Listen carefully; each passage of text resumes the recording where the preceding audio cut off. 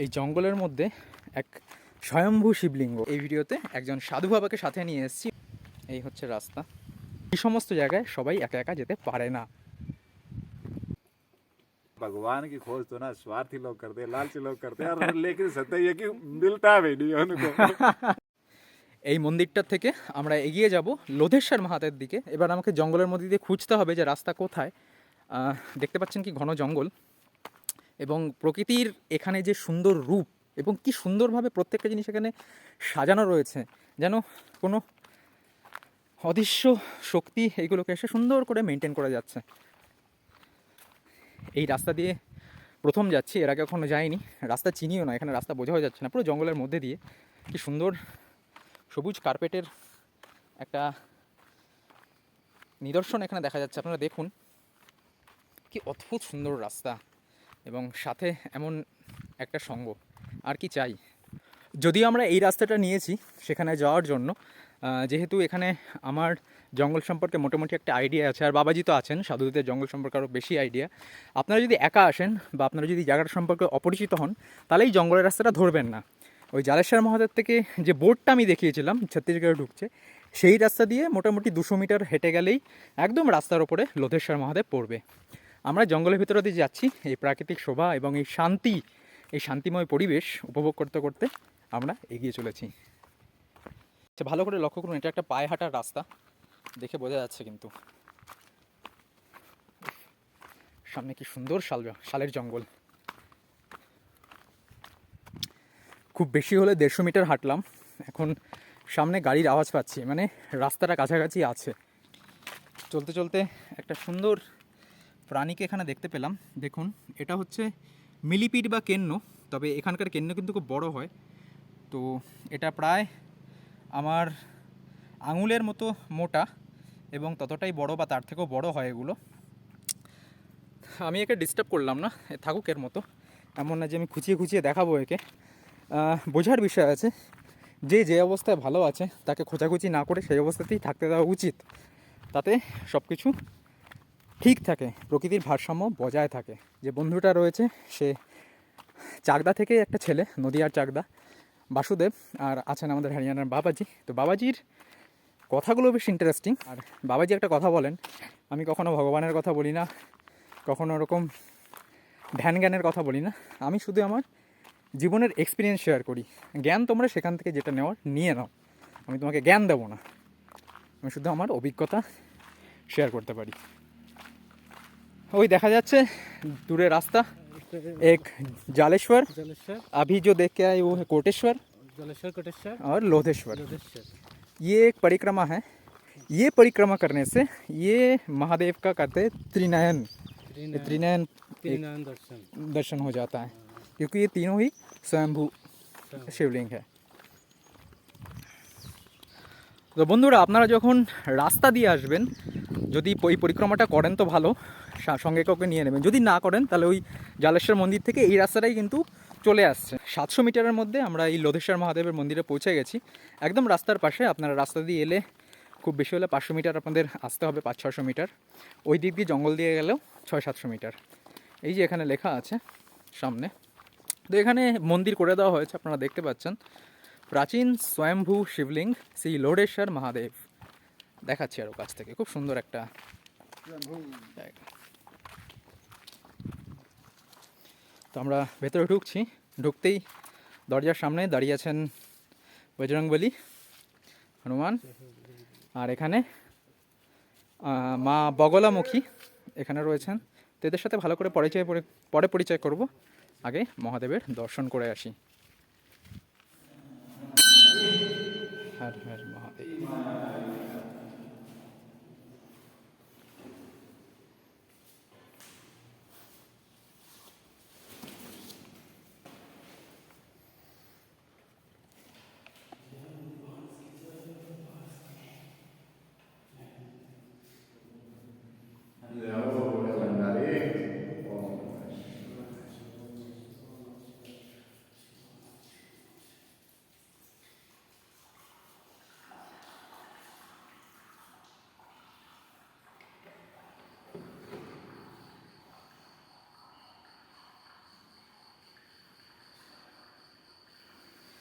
তো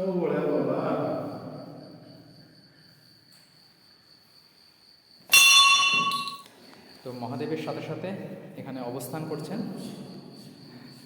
দত্তাত্রেয় ভগবান, আর আছেন এখানে কোনো এক মাতা। এখানেও শক্তি के स्वरूप माता जी জি, অখণ্ড জ্যোতি, যে প্রদীপটা কখনো নেভে না বা নিভতে দেওয়া হয় না। আর এখানে গণেশ ভগবান। এখানেও সব জায়গায় সব শিবলিঙ্গের সামনেই নন্দী মহারাজ বসে থাকেন, এখানেও তার ব্যতিক্রম নয়। তো মন্দির দর্শন করে এবার আমরা বেরিয়ে এসেছি। এই সামনেটায় যেটা আমি বলছিলাম, এখানে হয়তো এখন কোনো সাধু বাবা থাকেন না, কিন্তু এখানেই সেই যজ্ঞকুণ্ড আপনারা দেখতে পাচ্ছেন। এখানেও কোনো এক সময় হয়তো যজ্ঞ হতো, যেটা এখন ব্যবহারের অভাবে এটা প্রকৃতি এখানে জায়গা করে নিয়েছে, দেখতে পাচ্ছেন। তো যেটা বললাম, এই তিনটে শিবলিঙ্গ কিন্তু স্বয়ম্ভূ, মানে নিজে নিজেই এটার আবির্ভাব হয়েছে। এই যে মায়ের মূর্তিটা, এখানে খুব সিগনিফিকেন্স যেটা বোঝা যাচ্ছে, শক্তি সবসময় পাপের নাশ করে, এটাই মা বগলামুখী। সম্ভবত আমি যদি কোনো জায়গায় ভুল হই আমাকে কারেক্ট করে দেবেন, আমি সব ভালো করে জানি না।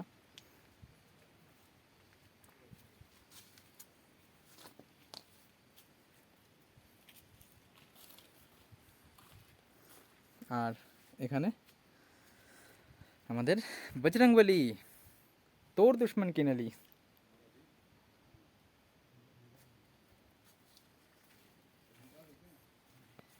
একটা কথা যে আমরা খুব শুনেছি যে মা নর্মদার তীরে এসে কেউ অভুক্ত থাকে না, আমরা আজকে আবারও তার প্রমাণ পাচ্ছি। সেটাই আমি সবাইকে দেখাচ্ছি এক্সপিরিয়েন্সটা।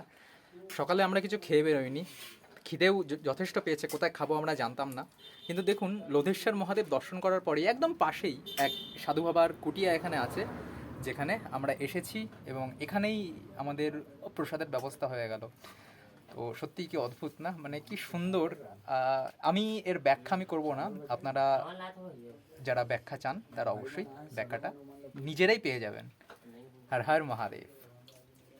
सबके लिए है ना, मतलब कमी तो नहीं होगी हमारे कारण जी। कमी नहीं होता आश्रम में। हाँ हाँ, प्रभु प्रभु। जी महाराज जी, हाँ जी आ रहा हूँ महाराज जी, एक मिनट।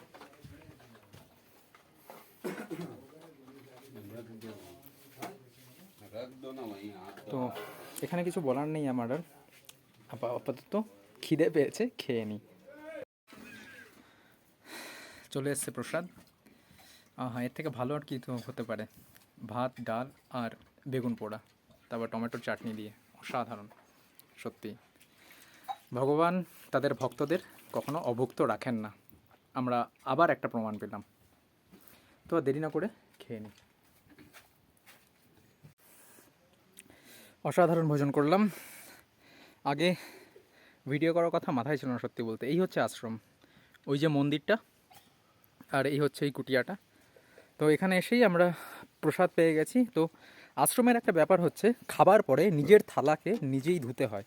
এটা একটা ভালো লক্ষণ, শুধু আশ্রমে নয়, এই ব্যাপারটা যদি আমাদের জীবনের সব জায়গায় আমরা অ্যাপ্লাই করে নিই, তাহলে কিন্তু আমাদের পরিবারের যারা একের ওপরে বোঝা হয়ে যায়, তাদের বোঝাও কিন্তু অনেকটা কমে যায়।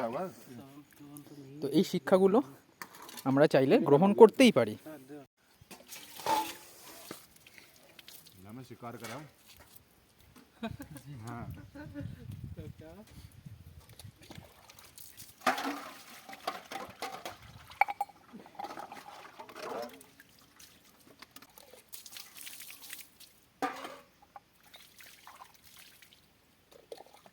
তো এখানেও একটা কুয়ো আছে, আপনারা দেখতে পাচ্ছেন এই যে, এবং কুয়োর জলটা এখানেও কত ক্লিন, কত পরিষ্কার, কত নিচ অবধি দেখা যাচ্ছে। তো জলের কোনো কম নেই, খাবারের চিন্তা নেই। নর্মদে হর প্রভু, নর্মদে হর। আমরা আর কি চাই? ব্যাস নিজের যেটা সফর, যেটা ভ্রমণ, সেটাই চালু রাখতে হবে। বাকিটা তো সময় ভাগ্য ভগবান যাই বলুন না কেন সেটা আমাদের পাইয়ে দেয়। ইনি হচ্ছেন সেই মহারাজজি যার আশ্রমে আমরা এখন এলাম, যার কুটিয়াতে এসে আমরা এই দুপুরবেলার প্রসাদ খেলাম। তো একবার আমরা মহারাজজির সাথে পরিচয় এবং এই জায়গাটার সম্পর্কে জেনে নেব। नमस्ते महाराज जी। पहली बात तो आपको बहुत बहुत धन्यवाद कि आपके यहाँ पे आज हमने प्रसाद पाया, तो इसलिए आपको तहे दिल से बहुत बहुत शुक्रिया। उसमें किस बात की शुक्रिया, भाई धर्म का काम है, आश्रम है ये, आने जाने वालों का सेवा करना तो हमारा काम है। जी जी ये आप कहाँ से आए हैं ये मायने नहीं है, मानवता है मायने है। जी समय से आ गए पा गए, जिसका भाग्य में हो तो मिलता है। जी अब इसको बताते हैं कि ये स्वयंभू लिंग है, ये जो है ताड़क लिंग है, हाँ ये जो है पौराणिक शिव है। चालेश्वर, लोढ़ेश्वर और कोटेश्वर ये तीनों, एक और है बीच जंगल में आप जाएंगे तो जालेश्वर से इधर आए हैं, या लोढ़ेश्वर है या और कोटेश्वर भी है अंदर में। जी हमने देखा, अभी वहीं से आ रहे हैं। हाँ ये तीनों जो हैं पौराणिक शिव है, पुराण में इसका उल्लेख है, कब पुराण काल से है। अब हम तो अभी के हैं, हाँ अभी आए हैं। इसको जीर्ण शीर्ण इसको टूटा हुआ था, जी जीर्ण शीर्ण हो गया है, जीर्ण शीर्ण हो गया था, इसको तो जीर्णोद्धार करवाए एक ठाकुर से बोल करके, अच्छा और सेवा में लगे हुए हैं और क्या। और ये जो है तारकासुर नाम का एक राक्षस था, बिल्कुल। उसका पुत्र हुआ 3 कमलाक्ष, विमलाक्ष और विदुनमाली। जब तीनों जवान हुए तो वो अपने पिता से आग्रह किए कि पिताजी हमको भी अब स्थान चाहिए और अमरपुर चाहिए। तो अमरलोक में अमरपुर चाहिए, तो अमरलोक में ब्रह्मा जी का वो तपस्या किया। तो कहे अमरलोक तो मिल गया, अब कहे हमको अजर अमर बना दो। तो ब्रह्मा कहा ऐसा तो होता नहीं है, सृष्टि में आया है सो जाएगा, ऑप्शन ले लो कोई। तो वो ध्यान लगाया कि वो भगवान शंकर 88,000 वर्ष के लिए समाधिस्थ हो गए थे, अच्छा सती के दक्ष यज्ञ में भंग होने के बाद। तो वो सोचा कि हम शंकर पुत्र से खत्म मरें। तो शंकर है भगवान 88,000 वर्ष तक समाधि हो गए, तो उनका पुत्र ही कहाँ होगा। ये गणित लगा करके वो शंकर पुत्र से ऑप्शन लिए। अब इधर जब बल पा गए वो आशीर्वाद का ब्रह्मा का, तो वो अत्याचार करने लगा, पापाचार करने लगा। जब पापाचार करने लगा तो सारे देवताओं का मीटिंग हुआ, कहे क्या बात है, कहे बात ये है कि शंकर पुत्र से मरूंगा बोल रहा है और उसी से मरेगा, और शंकर भगवान 88,000 वर्ष से समाधिस्थ हो गए हैं, तो उनका पुत्र कैसे होगा। तो 33 कोटि देवता जो है मिल करके भगवान शंकर के समाधि भंग किए, अच्छा जिसमें कामदेव का भस्म हुआ। फिर कामदेव को आशीर्वाद दिए, और वही पिनाक नाम धनुष से कामदेव को भस्म किए थे, और वही पिनाक नाम धनुष उठा करके भगवान शंकर के द्वारा फिर सारे देवता ने स्तुति किए कि भगवान ये त्रिपुर को संहार आप ही कर सकते हैं। तो त्रिपुरासुर तब भगवान शंकर जो है त्रिपुर का संहार किए। फिर कार्तिक भगवान आए, कार्तिक भगवान ने फिर तारकासुर का बत किया। वध किया। इस प्रकार से इसका उल्लेख आता है, अच्छा और इसीलिए इसको त्रिकुट पर्वत कहते हैं। अच्छा ये जो ये पर्वत पर्वत है, है जिस पर्वत त्रिकुट, को हाँ मैकल का त्रिकुट पर्वत यही है। अच्छा अच्छा जी, तो ये तीन शिवलिंग है इस पर्वत में। जी इसी को परिक्रमा पर्वत भी कहते हैं। इसकी अच्छा परिक्रमा करते हैं अच्छा। दर्शनार्थी। तो इस परिक्रमा का कोई महत्व है? हाँ, जब नर्मदा जल लाते हैं और तीनों का परिक्रमा करके तीनों में जल चढ़ाते हैं, जी तो रामेश्वर का फल प्राप्त करने का पुण्य प्राप्त होता है, ऐसा बताते हैं। अच्छा क्योंकि तीनों स्वयंभू लिंग ताड़क लिंग है। जी नर्मदा जी स्वयं वहाँ बह रही है, हाँ यही उद्गम है कुछ दूर में, और वहाँ से जल ला करके जो पैदल तीनों लिंग में चढ़ाता है उनको जो है रामेश्वर का जल चढ़ाने का फल प्राप्त होता है, ऐसा बताते हैं। ये तो हमारा विषय है भगवान का, जी है ना, मानना ना मानना हमारे वो ऊपर तो है। हाँ हमारा जो विषय में हम हैं पैदा हुए हैं उसी विषय का परमात्मा है, और क्या उसको आधार है, वो समझ लो, बिल्कुल है ना भाई। मनुष्य का आधार है ये परमात्मा, और आधार परमात्मा की कृपा है कह दो संसार में। तभी जो है जिसकी कृपा होती है वो बैठे हैं। इतने दिन तक तो वीरान थे, पता नहीं उनकी कृपा से यहाँ आके बैठे हैं, तो धीरे धीरे बन रहा है माता जी की कृपा। कितना साल हो गया आपको यहाँ पे? हमको 15 साल हो गए। 15 साल से आप यहाँ पे हैं।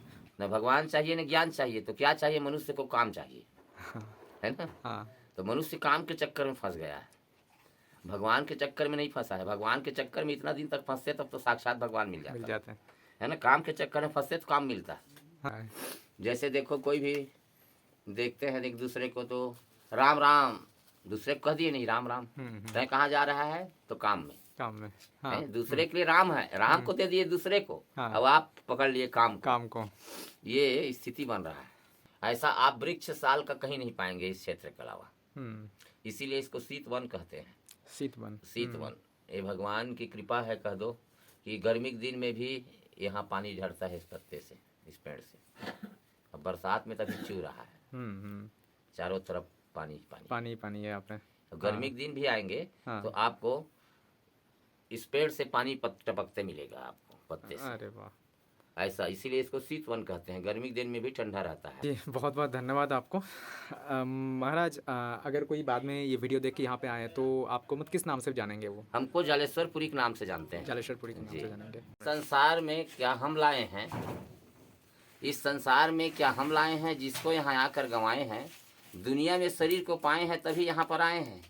एक दिन यह शरीर यहाँ से चला जाएगा तो हमारा इस दुनिया में क्या रह जाएगा। अच्छे कर्म करके इस वैभव को पाए हैं, इस संसार में क्या हम लाए हैं। तुष्टिकरण करेंगे, प्रसन्नता को मनाएंगे, क्रिया करेंगे तो योगी हो जाएंगे। योगी हो करके योगेश्वर को पाएंगे, तब हम इस दुनिया को धीरे से भुलाएंगे। इस संसार में आकर हम अपने को फंसाए हैं, इस संसार में क्या हम लाए। अपने को सोचेंगे तो शांति को पाएंगे, दूसरे को सोचेंगे तो दुख को फंसाएंगे। इसलिए अपने को जाने, अब अपने लायक कर्तव्य को पहचाने, बुद्धि को उल्टा करके पैसा को कमाए हैं। इस संसार में क्या हम लाए हैं। जीवन एक नशा है जिसमें सब कोई फंसा है। किसी का क्या नशा है, कौन किस में फंसा है। जीवन एक नशा है, अब हमें देखना है हमें किस बात की नशा है। हमारी जीवन चक्र कहाँ जाके धंसा है। जीवन एक नशा है, यह जीव मरने के स्थान में धंसा है। अब माया की नगरी में आके फंसा है। यही तो दुनिया में सबसे बहुत बड़ी दशा है। जीवन एक नशा है जिसमें सब कोई फंसा है। एक ऊंची बात, नशे में है हमारा जिंदगी, नशे में है हमारा जिंदगी। सच कहूँ तो लगे दिल लगी। हम पढ़े लिखे थे कुछ और, वर्तमान जी कर कर गौर। शब्द और सत्य में देखा है भेद, यही नहीं जान सके है जो अभेद। अंधकार में भटक रहे हैं लोग, कर रहे हैं मनमानी उपभोग। जीवन तो चल रहा है, जीवन तो चल रहा है। जीव न जगी, नशे में है हमारा जिंदगी। जी बहुत बहुत ধন্যবাদ। তো বন্ধুরা, খুব সুন্দর একটা সেশন, মহারাজের থেকে অনেক কিছু আমরা জানতে পারলাম। তো এবার আমরা এখান থেকে বেরোবো। মহারাজ জি को विदाई बोलने का समय आ गया है।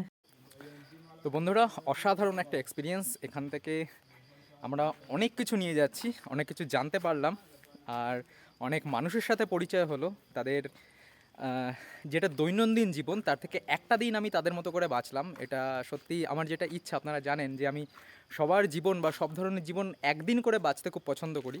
তো আজকে সেটা হলো। তো এবার আমরা এগিয়ে যাব। তো বন্ধুরা, এবার আমরা এখান থেকে আবার বেরোচ্ছি। এবার আমরা আগে নতুন ডেস্টিনেশনে যাব। তো এই ভিডিওটা আমাকে এখানেই শেষ করতে হবে, কারণ মেমোরি আর বেশি নেই। একটা দিন খুব সুন্দর কাটলো। আজকে আমরা জালেশ্বর মহাদেব, যেটা আপনারা হর হর মহাদেব, যেটা আপনারা দেখলেন আগের ভিডিওতে দেখেছেন জালেশ্বর মহাদেব, এই ভিডিওতে দেখলেন কোটেশ্বর আর লোঢেশ্বর মহাদেব। তো আপনারা এখানে আসুন, এখানে দর্শন করুন।